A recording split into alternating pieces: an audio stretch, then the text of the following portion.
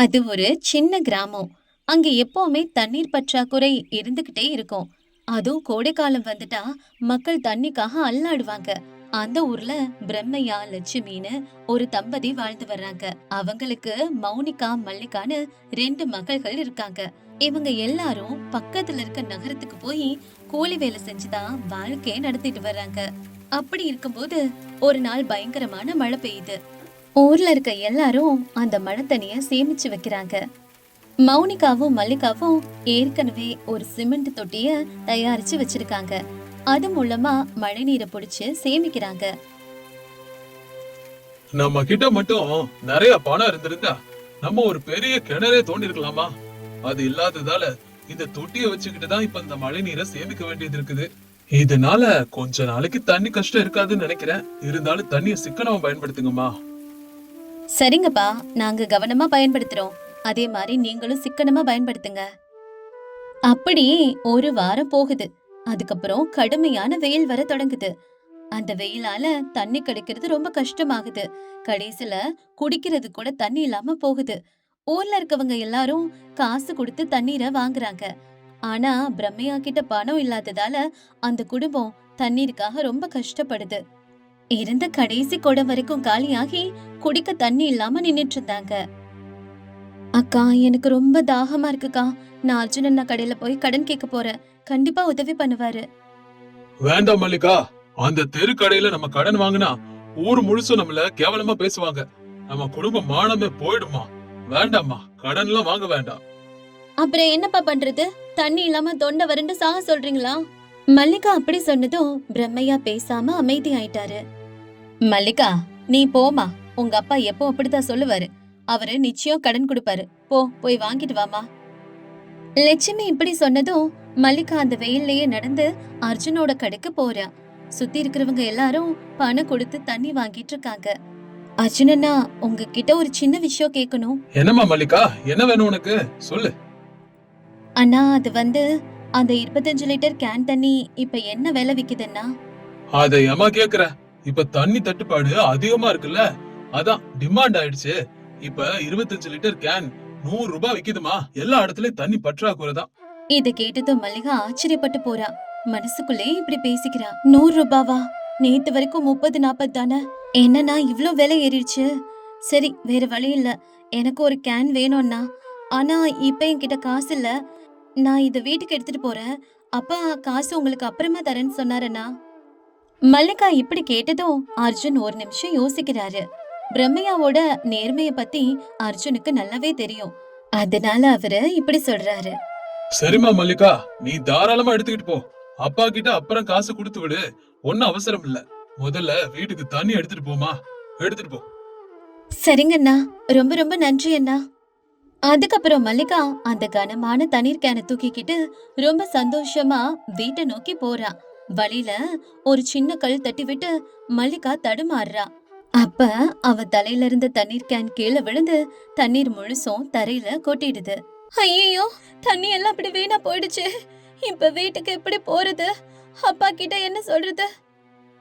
தண்ணி எல்லாம் வீணா போனதுனால அழுதுகிட்டே வர மல்லிகா அர்ஜுனோட கடைக்கு வந்து நடந்ததை சொல்றா. என்னம்மா நீ இவ்வளவு அசால்ட்டா சொல்ற? இப்ப தண்ணி எல்லாருக்கும் தங்க மாதிரிமா. நீ கேன் எடுத்துட்டு போன உடனே மத்தவங்க வந்து மிச்சம் இருந்த கேனையும் எடுத்துட்டு போயிட்டாங்க. இனிமே தண்ணி வரணும்னா 2 நாளாவது ஆகும். கொஞ்சம் ஜாக்கிரதையா இருக்க வேணாமா? இத கேட்டதும் மல்லிகாவுக்கு என்ன பண்றதுனே தெரியல. அழுகையோட வெறுங்கைய வீசிக்கிட்டு வீட்டுக்கு வர்றா. என்னாச்சு மல்லிகா, வெறுங்கையோட வந்திருக்க? அர்ஜுன் கடன் தர மாட்டேன்னு சொல்லிட்டாரா என்ன? இல்லம்மா, கொடுத்தாரு. ஆனா வர்ற வழியில கேன் கீழே விழுந்து உடைஞ்சிருச்சுமா. தண்ணி எல்லாம் கொட்டி வேஸ்டா போயிடுச்சுமா. என்னடி சொல்ற? கொண்டு வந்த தண்ணிய கொட்டி வேஸ்ட் பண்ணிட்டியா? ஐயோ, இப்ப நம்ம தண்ணிக்கு என்ன பண்றது? பாத்தீங்களா, இந்த கடவுள் நம்மளுக்கு எப்படி சோதனைக்கு மேல சோதனை கொடுக்கறாரு. நம்ம ஏழ்மையை பார்த்து அவரு ஏளனை செஞ்சுட்டு இருக்காரு. சரி, இப்படி அந்த தாகத்திலே நம்ம செத்து போவோம். வேற வழி என்ன நம்மளுக்கு இருக்கு? பிரம்மையா இப்படி சொன்னதும் அத கேட்ட எல்லாரும் அவங்களோட நிலைமைய நினைச்சு கண்ணீர் விட்டு அழறாங்க. வீட்டுல இருக்க எல்லாரும் தாகத்தினால இருக்கிறத லட்சுமியால தாங்கிக்கவே முடியல. எப்படியாவது எல்லாரோட தாகத்தையும் தீக்கணும்னு ஒரு முடிவுக்கு வர்றாங்க. நான் காந்தாம்மா வீட்டுக்கு போய் தண்ணி கொஞ்சம் வாங்கிட்டு வரேன், நீங்க யாரும் கவலைப்படாதீங்க. லட்சுமி இப்படி சொன்னதும் அங்கிருக்க யாருமே எதுவுமே பேசாம இருக்காங்க. லட்சுமியும் அங்கிருக்க ஒரு குடத்தை எடுத்துக்கிட்டு பக்கத்துல இருக்க காந்தாம்மா வீட்டுக்கு போறாங்க. காந்தாம்மா, எனக்கு ஒரு குடம் தண்ணி குடுக்கறியா? வீட்ல ஒரு சொட்டு தண்ணி கூட இல்லம்மா, என்ன பண்றதுனே தெரியலம்மா. அதனால என்ன லட்சுமி, பரவாயில்ல, என் வீட்ல இருந்து ஒரு குடம் தண்ணி எடுத்துட்டு போ. அப்பாடா, ரொம்ப நன்றிமா. லட்சுமி அங்கிருந்து ஒரு குடம் தண்ணீர் எடுத்துட்டு வந்து வீட்ல இருக்கவங்க தாகத்தை எல்லாம் தீக்குறாங்க. எல்லாரோட தாகம் தீர்ந்ததுக்கு அப்புறம் ஒரு முக்கியமான பிரச்சனை ஞாபகம் வருது. இன்னைக்கு எப்படியோ முடிஞ்சிருச்சு. ஆனா நாளைக்கு கையில 1 ரூபா கூட இல்ல. இப்ப அந்த கேனுக்கும் காசு கொடுக்கணும். வீட்டுல எங்கேயாவது காசு இருக்கான்னு தேடி பாருங்க. போங்கம்மா, போங்க 2 பேரும். எல்லாரும் ஆளுக்கு ஒரு மூலையில போய் எங்கேயாவது காசு இருக்கான்னு தேடுறாங்க. அப்படி தேடினதுல 100 ரூபாய் கிடைக்குது. ஆனா மௌனிகா அப்பா கிட்ட இப்படி பேசுறா, இதையும் கொடுத்துட்டா நம்ம நிலைமை.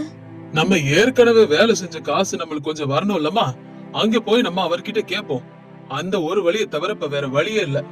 நீயும் கிளம்புமா, 2 பேரும் போயிட்டு வந்துருவோம். பிரம்மையா இப்ப மூத்த மக மௌனிகாவோட நகரத்துக்கு போறாரு. அங்க தன்னோட முதலாளியோட பையனான சுரேஷ பாக்குறாரு.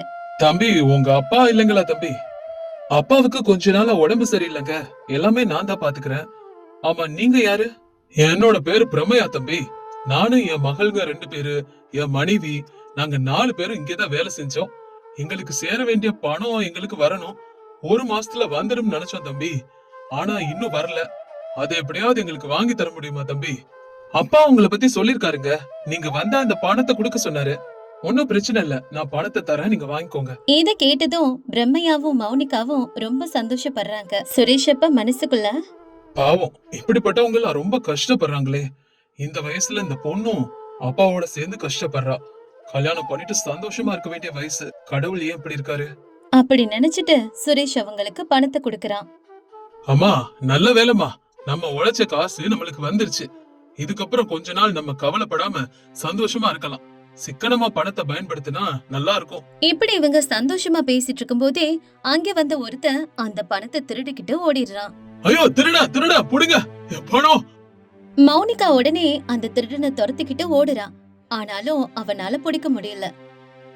பணம் பறி போனதுனால பிரம்மையாவும் மௌனிகாவும் என்ன பண்றதுன்னு தெரியாம அந்த ரோட்டோரத்துல நின்னு அழுதுட்டு இருக்காங்க. கடவுள் ஏமா நமக்கு இவ்வளவு அடுத்தடுத்து கஷ்டங்களை கொடுத்துக்கிட்டே இருக்காரு? இப்படி கஷ்டத்தை கொடுக்கறதுக்கு ஒரேடியா நம்மள கொன்னுடலாமே. அப்பா, அப்படி சொல்லாதீங்கப்பா. அது நம்ம கஷ்டப்பட்ட பணம். அந்த பணம் கண்டிப்பா நமக்கு கைக்கு கிடைக்கும். எனக்கு நம்பிக்கை இருக்கு. அப்படி மட்டும் நடக்காம போயிட்டா கடவுள்னு ஒருத்தர் இந்த உலகத்துல இல்லவே இல்லப்பா. அதே நேரம் அந்த பணத்தை திருடினவன் ஒரு ஆள் இல்லாத சந்தில நின்னு அந்த பணத்தை பதட்டத்தோட எண்ணிட்டு இருக்கான். இத அந்த வழியா போகும்போது சுரேஷ் பாத்துறான். இவனா? இவன் தானே ஏற்கனவே என் பர்ஸ் திருடினவன். இவன் தான் அந்த திருடன். இவனை விடக்கூடாது, இவனை பிடிக்கணும். உடனே சுரேஷ் அந்த திருடனை துரத்திட்டு போறான். திருடன் ஓடினாலும் சுரேஷ் அவனை பிடிச்சு விசாரிக்கிறான். அன்னைக்கு நீதானடா என் பர்ஸ் திருடிட்டு போன? என் பணத்தை ஒழுங்கு மரியாதையா கொடு. ஆமா, இப்ப கையில வச்சிருக்க பணம் யாரோடது? இத எங்க திருடுன? ஒழுங்கா சொல்றா. இல்லப்பா, நான் எங்க திருடல. இது என்னோட சொந்த பணம். டேய், உண்மை சொல்றியா இல்ல போலீஸ கூப்பிடவா? வேணாம் தம்பி. வர்ற வழியில ஒரு வயசான ஆளும் ஒரு பொண்ணும் போயிட்டு இருந்தாங்க. அவங்க கிட்ட இருந்து தான் திருடுன. நீ இந்த பணத்தை கூட வச்சுக்க தம்பி. போலீஸ் எல்லாம் எதுக்கு? அப்படி சொன்ன திருட பணத்தை கொடுத்துட்டு ஓடிடுறான். சுரேஷும் இந்த பணத்தை யாரு தொலைச்சிருக்காங்கன்னு தேடிட்டே வர்றான். தூரத்துல பிரம்மையாவும் மௌனிகாவும் சோகமா உட்கார்ந்திருக்கத பாக்குறான். என்னாச்சு? ஏன் 2 பேரும் இங்க உட்கார்ந்திருக்கீங்க? தம்பி, இப்ப நீங்க கொடுத்த பணத்தை ஒரு திருடன் தூக்கிட்டு போயிட்டான் தம்பி. எங்க கிட்ட இருந்ததே அந்த பணம் மட்டும்தான் தம்பி. ஓ, அப்ப அந்த திருடன் திருட்டு போனது உங்க பணம் தானா? இப்பதான் அந்த திருடனை பிடிச்சு இந்த பணத்தை வாங்கினேன். இந்தாங்க, இதான் உங்க பணம். அப்படி சொன்ன சுரேஷ் அந்த பணத்தை அவங்க கிட்ட கொடுக்கறான். திருட்டு போன பணம் கிடைச்சதும் பிரம்மையாவும் மௌனிகாவும் சந்தோஷத்துல கண்ணீர் விடுறாங்க. ரொம்ப ரொம்ப நன்றிங்க. நிஜமாவே இந்த நேரத்துல கடவுள் மாறி வந்து எங்களுக்கு உதவி பண்ணிட்டீங்க. இந்த உதவிய நாங்க எப்பவுமே மறக்க மாட்டோங்க. ரொம்ப நன்றி. பரவாயில்லங்க, இது உங்களோட உழைப்பு. அதான் அந்த பணம் உங்ககிட்ட மறுபடியும் வந்துருச்சு. இதுக்கப்புறம் கவனமா இருங்க. பத்திரமா 2 பேரும் போயிட்டு வாங்க. அதுக்கப்புறம் ரெண்டு பேரும் சந்தோஷமா நன்றி சொல்லிட்டு ஊருக்கு வர்றாங்க. அதுக்கப்புறம் பிரம்மையா அர்ஜுனோட கடைக்கு வந்து தண்ணி கேனுக்காக கடனா வாங்கின அந்த 100 ரூபாய குடுக்கறாரு. அர்ஜுன், இந்தாப்பா உன் பணம். உன்னை பத்தி நான் தப்பா நினைச்சிட்டப்பா. உன்கிட்ட கடன் வாங்கினா ஊர் முழுசு எங்களை பத்தி தப்பா பேசுவேன்னு நான் பயந்துட்டு இருந்தேன். ஆனா நான் நினைச்ச மாதிரி நீ அப்படி செய்யலப்பா. எங்களுக்கு உதவி செஞ்சதுக்கு ரொம்ப ரொம்ப நன்றிப்பா. இந்தாப்பா பணம் வாங்கிக்க. அட பிரமையா, நீங்க என்ன பத்தி தப்பா புரிஞ்சுக்கிட்டீங்க. நான் அங்க பேசுறத பார்த்து எல்லாரையும் பத்தி அப்படி பேசுவேன்னு நினைச்சிட்டீங்க. நான் ஊர் முழுசு போய் சொல்றது உண்மைதான். ஆனா யார பத்தி தெரியுமா? என்கிட்ட கடன் வாங்கிட்டு திருப்பி கொடுக்காம ஏமாத்துவாங்கல்ல, அவங்கள பத்தி தான் சொல்லுவேன். உங்கள மாதிரி நேர்மையானவங்கள பத்தி எல்லாம் சொல்ல மாட்டேன். அதனால நீங்க என்ன தப்பா நினைக்க வேணாம் பிரமையா. என்ன நீங்க நம்பலாம். அர்ஜுன் அப்படி சொன்னதை கேட்டதும் பிரம்மையாவோட மனசு லேசாச்சு. தன்னோட தவற உணர்ந்து மன்னிப்பு கேட்டுட்டு அதுக்கப்புறம் வீட்டுக்கு தேவையான மளிகை பொருள், தண்ணி எல்லாத்தையுமே வாங்கிக்கிட்டு வீட்டுக்கு போறாரு. ரெண்டு பேரும் வீட்டுக்கு போனதும் நகரத்துல நடந்ததை பத்தி சொல்றாங்க. கடவுள் நிஜமாவே இருக்கிறாருங்க. அதனாலதான் இன்னைக்கு நம்ம இவ்வளவு சந்தோஷமா இருக்கோம். இந்நேரம் ஏதாவது தப்பா நடந்துருந்தா நம்ம குடும்பம் என்ன ஆயிருக்கும்? ஆமாமா, நமக்கு கடவுள் கஷ்டத்தை கொடுத்தாலும் மறுபடியும் ஏதோ ஒரு ரூபத்துல நம்மள காப்பாத்துறாருமா. இப்படி சந்தோஷமா பேசி பிடிச்ச உணவுகளை சமைச்சு அந்த நாள எல்லாரும் சந்தோஷமா கழிக்கிறாங்க. அடுத்த நாள் காலையில ஊருக்கு நடுவுல அரசு வாகனங்கள் வந்து நிக்குது. மக்கள் எல்லாரும் அங்கே கூடுறாங்க. உயரதிகாரிகள் வந்து அந்த ஊர்ல 2 பெரிய குளங்கள் தோன்றதுக்காக அடிக்கல் நாட்டுறதா அறிவிக்கிறாங்க. அந்த பணிகளை மேற்பார்வையிட வந்த அதிகாரிங்க மௌனிகா மல்லிகாவை அழைச்சு எல்லார் முன்னிலையிலும் பாராட்டுறாங்க. மௌனிகா, மல்லிகா, நீங்க 2 பேரும் தாமா இந்த ஊரோட தண்ணி பிரச்சனைய பத்தி எங்களுக்கு பல தடவை கடிதம் எழுதுனீங்க, மின்னஞ்சல்கள் அனுப்புனீங்க, அலுவலகங்களுக்கும் வந்தீங்க. நாங்க எங்க பணிகள்ல கொஞ்சம் பிஸியா இருந்ததுனால சரியா உடனே கவனிக்க முடியாம போயிடுச்சு. அதுக்கு எங்களை மன்னிச்சிடுங்க. உங்க விடாமுயற்சியை பார்த்ததுக்கு அப்புறம் தான் எங்களுக்கு புரிஞ்சுச்சு இது எவ்வளவு முக்கியமான தேவைன்னு. அதனாலதான் இந்த பணிகளை உடனடியா தொடங்கிட்டோம். இனிமே உங்க கிராமத்துக்கு தண்ணி பிரச்சனையே இருக்காது. அவர் சொன்னதை கேட்டு ஊர் மக்கள் எல்லாரும் பாராட்டினாங்க. பாத்தீங்களா, மல்லிகாவும் மௌனிகாவும் நம்ம ஊருக்காக எவ்வளவு கஷ்டப்பட்டு இருக்காங்கன்னு. இவங்கனாலதான் நம்ம ஊரோட தாகமே தீர போகுது. ரொம்ப சந்தோஷமா. கொஞ்ச நாட்கள்லே அதிகாரிகள் சொன்னது மாதிரியே ஊர்ல 2 பெரிய குளங்கள் தயாராகுது. அந்த கோடைக்காலம் முடியறதுக்குள்ளேயே தண்ணீர் கஷ்டமும் தேர்ந்துருச்சு. இப்ப அந்த கிராமம் பசுமையோடவும் நீர்வளத்தோடவும் இருக்குது. ஊர் மக்கள் எல்லாரும் சகோதரிகளை பாராட்டவும் பிரம்மையாவும் லட்சுமியும் தங்களோட மகள்களை நினைச்சு பெருமிதப்படுறாங்க.